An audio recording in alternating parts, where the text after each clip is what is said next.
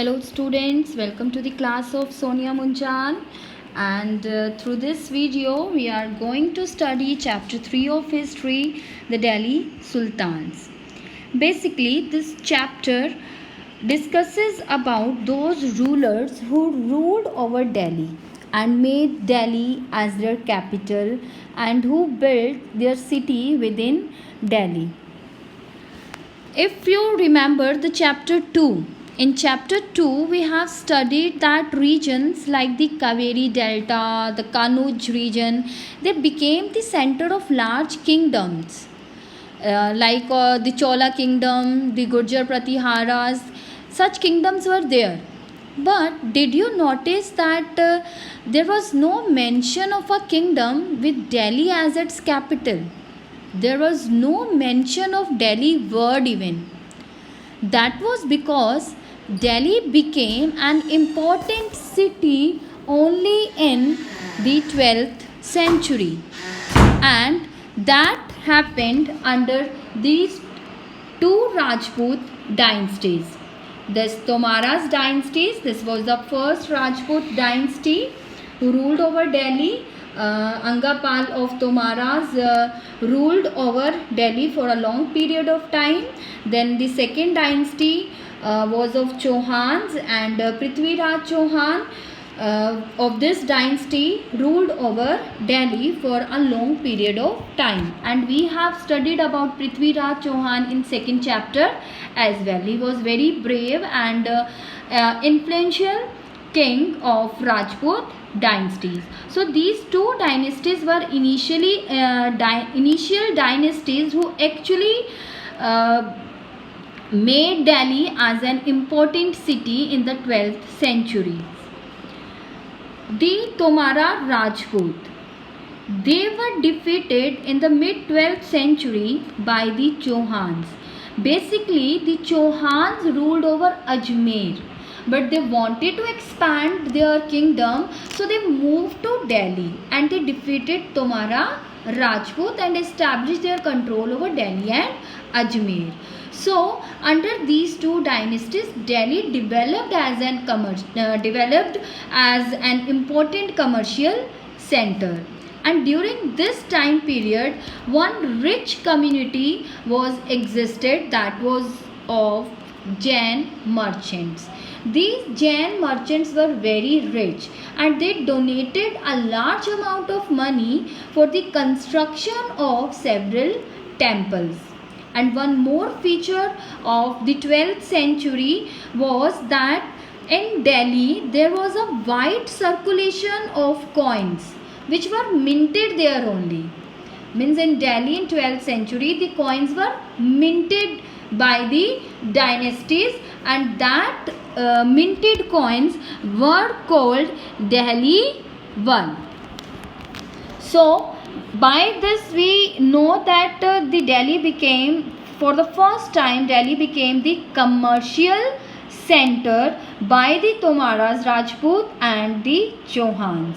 But the transformation of Delhi into a capital city which controlled vast areas of the subcontinent, that started with the foundation of Delhi Sultanate in the beginning of the 13th century.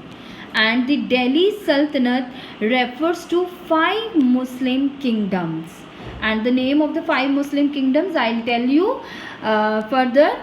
And these 5 dynasties were based mostly in Delhi for almost 320 years, and they ruled from 1206 Common Era to 1526 Common Era.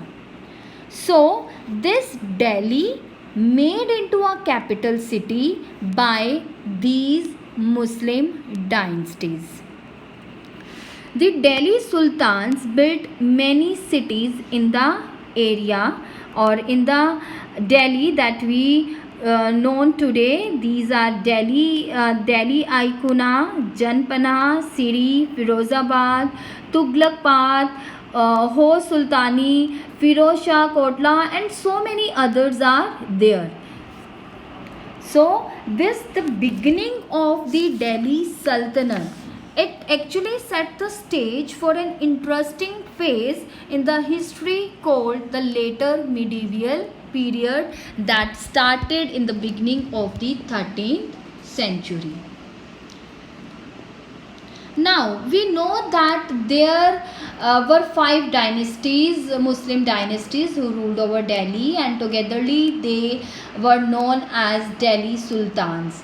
But about these 5 dynasties, from where we get the knowledge? So these are the sources. We have so many sources of the Delhi Sultans, like coins, inscriptions, architecture, the monuments, and the most important one is Tariq or Twarik. Both words we can use. Tariq is singular and Twarik is plural. Both the words we can use. So let's study about these Tariq or Twarik. Now, what is Tariq or Twarik? Chronicles written by scribes were called Tariq or Twarik during this period. So it means that the chronicles written by scribes during the rule of Delhi Sultans, they were known as Tariq. But if you recall, and you have done the chronicles and the meaning of this chronicles and the scribes in the previous class. Chronicles क्या हैं? Chronicles are those historical events that are written in the order of their occurrence. And what are scribes? Scribes are those people who write manuscripts with hand. So Twarik क्या है? Twarik are actually the manuscripts written for Delhi Sultans. Clear? And Tariq word is an Arabic word which means history or historiography. So this document or this manuscript actually tells about the history of Delhi Sultan. And the language which was used for writing such Tariqs, that was Persian. And the Persian was the language of administration in the Delhi Sultanate as well. The authors who wrote these Tariqs, who composed these Tariqs, were very intelligent. And they were learned people, and they were basically secretaries or the administrators, poets and courtiers. And all such people lived a very rich life, and they got various rewards as well from the Sultanate, because they used to vote in the favor of the Sultanate, so they got the rewards. They lived in cities, not in remote areas. These people were so important that they even advised the rulers for various things. For example, how can the ruler preserve the social order in the society? They had their own viewpoints. These authors, they had their own viewpoints, and their ideas were not shared by everybody. Their ideas were shared by only the sultans of Delhi. And according to them, means they developed the idea, these Tariq authors developed the ideas about the social order, and that was based on birthright and gender distinction. Now, what was birthright, or what were the gender distinction? According to these Tariq authors, the birthright were the privileges. जो birthright हैं वो है privileges, और the benefits which were claimed on account of birth. Means इंसान के पैदा होते ही उसको अगर कुछ benefits मिलते हैं, privileges मिलते हैं, that are called birthright. For example, people believed that nobles inherited their rights to govern because they were born in certain families. And now the gender distinction. These gender distinctions were based on social and biological differences between women and men. According to these Twarik authors, the women were not superior to men. They were always considered as inferior. So they developed this idea, and the Delhi sultans followed this idea, or they wanted to preserve this idea as well. So these Twarik authors played a very important role, and they developed the history of the Delhi sultans as well. Now next is about the manuscripts, how the manuscripts were prepared, because Twariks were actually the manuscripts. So there was a set procedure for making the manuscript. First stage was of preparing the paper, then writing the text on that prepared paper, and to highlight the important words or the passages in the written paper, the melted gold was used for that. Then the fourth and the last one stage was of binding the book or preparing the binding. So in this way the manuscripts were prepared by the Twarik authors. Now let's have a look at the list of all the Delhi rulers in chronological order who ruled over Delhi, and altogether these 5 ruling dynasties are referred to as Delhi Sultanate. The first one we have early Turkish rulers, and the name of this dynasty was Slave Dynasty. Then at second place we have Khalji. At third place we have Tughlaq. At fourth Sayyid Dynasty, and the last one was of Lodi Dynasty. Children, Delhi was very Delhi is having very interesting story. So the first dynasty which established its rule over Delhi, that was of Mamluk dynasty or slave dynasty. Actually this Mamluk word means slave. And how this dynasty got its name? If you remember the second chapter, in second chapter we have done the battle of Tehran, the second battle of Tehran, in which Prithvi Raj Chauhan was defeated by Muhammad Ghori. And after that Muhammad Ghori returned back to his hometown, and he made the in charge of all the Indian territories, whatever he had conquered in India. He made the in charge Qutbuddin Aibak, and Qutbuddin Aibak was slave. So when Muhammad Ghori died, he became independent and he founded his own dynasty which got the name Slave Dynasty. So Qutbuddin Aibak was the founder of this slave dynasty.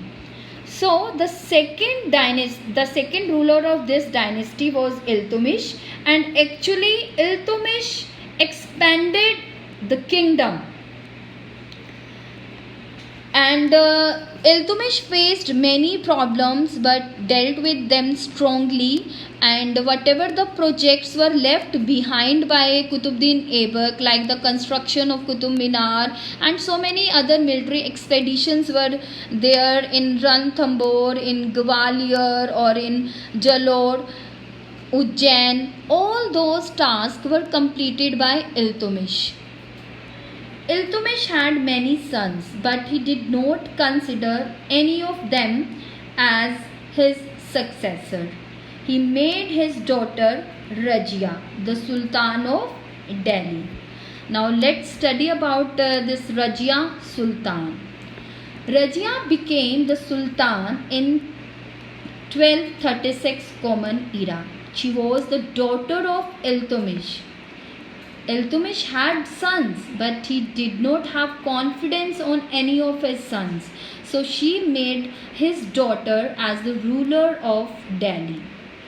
But most of the people could not accept a woman as a ruler. Most of the nobles in the Sultanate were not happy at her attempts to rule independently. They were conservative in their approach and they considered women as inferior to men. But Rajia was a dynamic ruler.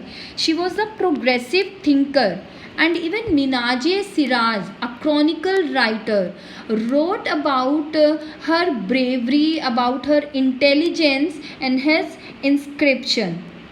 But besides all these, she could remain the ruler only for about 4 years and was removed from the throne in 1240.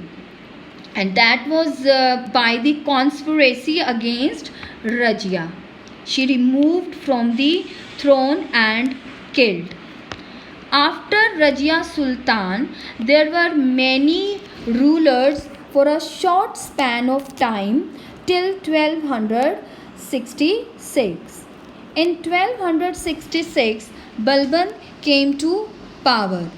He was an able noble and proved to be the most powerful ruler of the slave dynasty.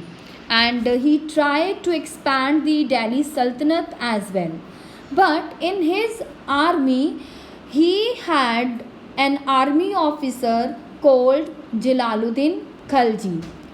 Jalaluddin Khalji defeated Balban and laid the foundation of new dynasty called Khalji dynasty. So with the death of Balban dynasty, this slave dynasty came to an end and the next dynasty was started, which was called Khalji dynasty, founded by Jalaluddin Khalji. We have done this Rajia Sultan. And besides this Rajia Sultan, this is very important topic, that there were others women also who became rulers. First one example we have of Rudra Mahadevi. She ruled from 1262 Common Era to 1289, and she belonged to Kakatiya dynasty of Warangal, that was in Andhra Pradesh. And she was not in favor of gender discrimination. According to her, men and women were equal. And even to prove her dominance, she changed her name and she changed her dressing style also, and throughout her life she pretended to be a man. And the way she ruled over her kingdom, all those things are mentioned on inscription. The next example we have of Dida. She was a queen who ruled Kashmir during 980 Common Era to 1003 Common Era. She was addressed by her native people as Dida instead of Didi, elder sister, and she was also a very brave or a dominant leader.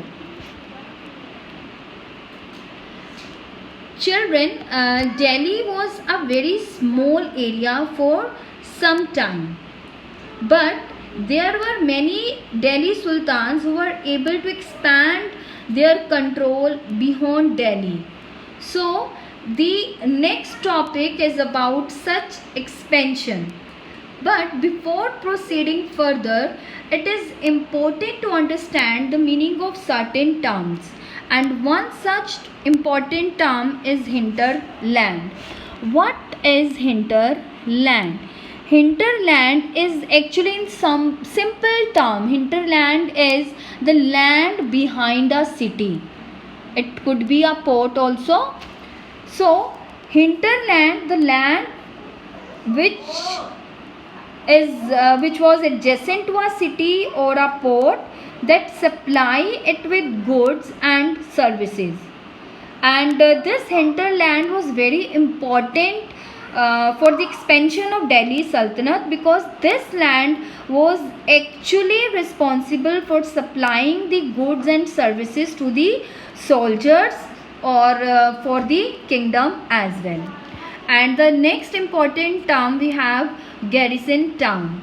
Garrison town means a fortified settlement with soldiers, means killa, where the soldiers can stationed with their weapons. So these two terms are important. Now, the early phase of Delhi Sultanate, the expansion phase took place in two stages, but the early phase means before the expansion phase, the Delhi Sultanate was limited only to the fortified towns. In 13th century, the control of Delhi Sultanate was limited to fortified towns occupied by fortified settlements. And in the early phase, the Sultan did not control the hinterland of the cities and were therefore dependent upon trade, tribute or plunders for supplies. Means for the supplying of the goods and services, they were dependent upon the people, or they were dependent upon the tribute only, because they did not establish their control, and even they did not develop the idea of controlling the hinterland. Then controlling garrison town in distant regions like Bengal and Sindh. They are far away from Delhi. So controlling such garrison towns, such fortified settlements from Delhi, that was very difficult for the Delhi Sultanate.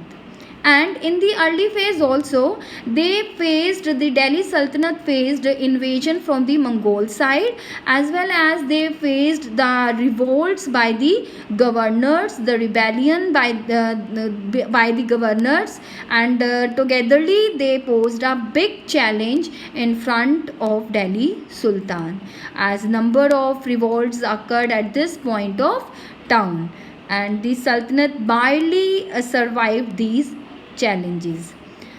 And the next topic, that how the expansion took place. Before that, this picture shows the area where the Khalji dynasty ruled. I told you that Jalaluddin Khalji was an army officer in Balban army, but he defeated Balban and became the founder of Khalji dynasty. And another important Sultanate or the Sultan of this Khalji dynasty was Alauddin Khalji, and he played an important role in the expansion of Delhi Sultanate. And then Tughlaq. From the Tughlaq dynasty, we have Muhammad Tughlaq, who played an important role in the expansion of Delhi Sultanate. So we have three rulers basically who played an important role in the expansion of Delhi, that were Ghiasuddin Balban, Alauddin Khalji and Muhammad Tughlaq. And the expansion took place in two phases, and that along the two frontiers, internal and external frontiers. The first, we have the internal frontiers. This first set of campaigns along the internal frontier of the Delhi Sultanate, they aimed at consolidating the hinterland of the garrison town. Means whatever the ports and the cities that were located near to the garrison town, they wanted to establish their control over that port cities. For establishing their control, they even cleared the forest in the Ganga Yamuna Doab. There the rich forests were there, and they cleared the forest, and in the forest hunter-gatherers and the pastoralists were lived, but they removed from their land, they expelled from their habitat, from their living place, and whatever the land they got by clearing the forest, these lands were given to peasants and agriculture was encouraged. It means that land was brought under cultivation, and new fortresses and the garrison towns were established, and these towns were established to protect trade routes and to promote regional trade. So all these developments took place along the internal frontier side, or we can say in the first phase of the expansion. Now the external frontier, or the second phase of expansion. Military expedition into southern India that started under Alauddin Khalji, and that reached to the peak with Muhammad Tughlaq.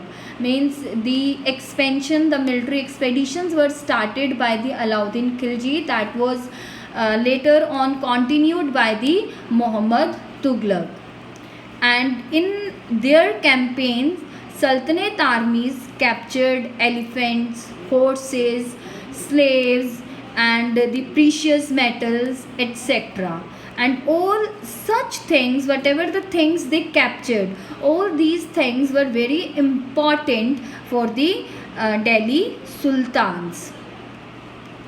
So by the end of Muhammad Tughlaq reign, 150 years after somewhat humble beginnings, the armies of the Delhi Sultanate had marched across a large part of the subcontinent. They had defeated rival armies and seized cities. Even the Sultanate collected taxes from the peasants, and all these things helped them in the expansion of the Delhi Sultanate. So before ending the video, let's recapitulate all the things again. And we have done the initial Rajput dynasties who made Delhi as the commercial center.